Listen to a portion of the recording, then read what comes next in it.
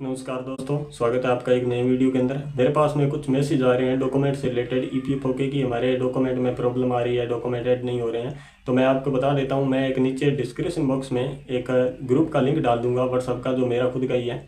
आप एक काम करना, उसके अंदर आप जो भी आपके प्रॉब्लम आ रही है उसके बारे में आप ज़रूर मैसेज करना, ताकि मैं 24 घंटे के अंदर अंदर रिलेटेड अगर कोई प्रॉब्लम हुई, आपके डॉक्यूमेंट राइट है, अगर कोई बड़ी प्रॉब्लम है तो मैं आपसे कांटेक्ट कर लूँगा। और मेरे पास में क्या है, कंप्यूटर है, मैं बिल्कुल फ्री यहाँ पे आपका डॉक्यूमेंट एक बार अप्रूवल ऑनलाइन डाल दूँगा।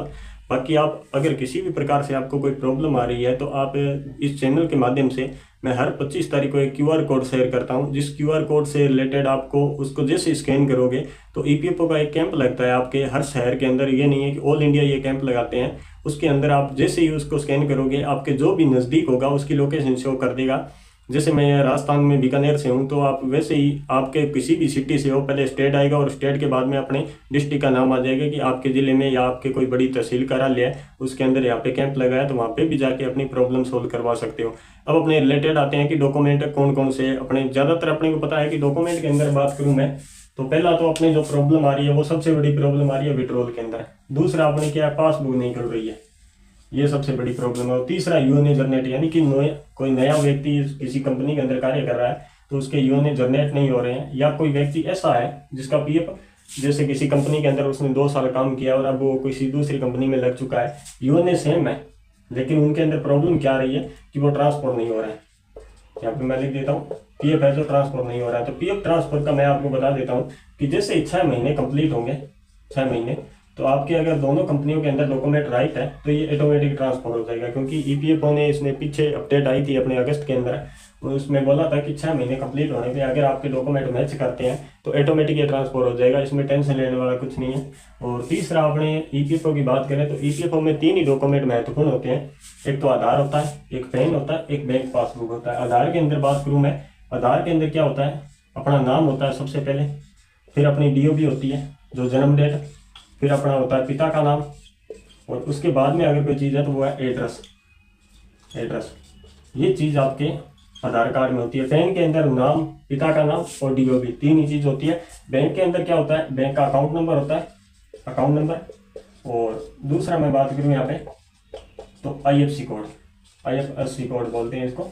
ये आईएफएससी कोड दर्शाता है कि आपकी ब्रांच इस लोकेशन पर है और इस लोकेशन के ये अकाउंट नंबर है।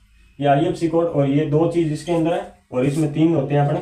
और इसके अंदर मैं बात करूं तो इसमें वैसे 4 होते हैं, ये चीज़ होती है। और 3 ही डॉक्यूमेंट होते हैं अपने ईपीएफओ के अंदर, आधार कार्ड, पैन कार्ड और बैंक पासबुक। ये 3 डॉक्यूमेंट ही अपने अप्रूवल होते हैं। अगर किसी व्यक्ति के कोई प्रॉब्लम है तो मैं पहले बता देता हूँ, अगर किसी व्यक्ति को 2 अक्षर या 2 साल, यानी किसी को डीओपी चेंज करवानी है, अगर 2 साल से कम है तो आपको 2 डॉक्यूमेंट चाहिए।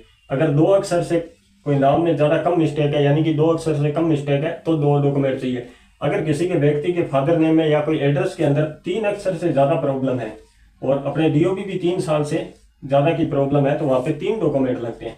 3 डॉक्यूमेंट में मैं आपको बता देता हूँ कि कौन कौन से लगते हैं। एक तो आपको मार्कशीट चाहिए जो बोर्ड की होनी चाहिए, ये नहीं किसी स्कूल की मार्कशीट हो, बोर्ड मान्यता प्राप्त बोर्ड से, जैसे 10th की है या अपने 8वीं क्लास के अंदर देखते हैं वो भी बोर्ड थी, 12वीं के अंदर बोर्ड थी, या किसी यूनिवर्सिटी से रिलेटेड हो वो भी बोर्ड की मानी जाती है, ये होती है। और यहाँ मैक्सिमम क्या है कि 10वीं की जो अपने मार्कशीट होती है ना, उसके अंदर डीओबी, नाम वगैरह सब कुछ होता है। तो कोशिश करें कि अगर 10th की मार्कशीट है तो ये ठीक है। एक आपका बनता है जन्म डेट सर्टिफिकेट, वो जन्म डेट सर्टिफिकेट इसमें है, और एक पैन कार्ड। ये 3 डॉक्यूमेंट। अगर आपके 2 में ही प्रॉब्लम है तो यहाँ पे या तो 10 की मार्कशीट दे दो या फिर इसके अंदर आप पैन कार्ड दे दो। आधार कार्ड मत देना, क्योंकि आधार कार्ड आप चेंजिंग करवाने के अंदर आधार कार्ड अप्रूवल नहीं होगा।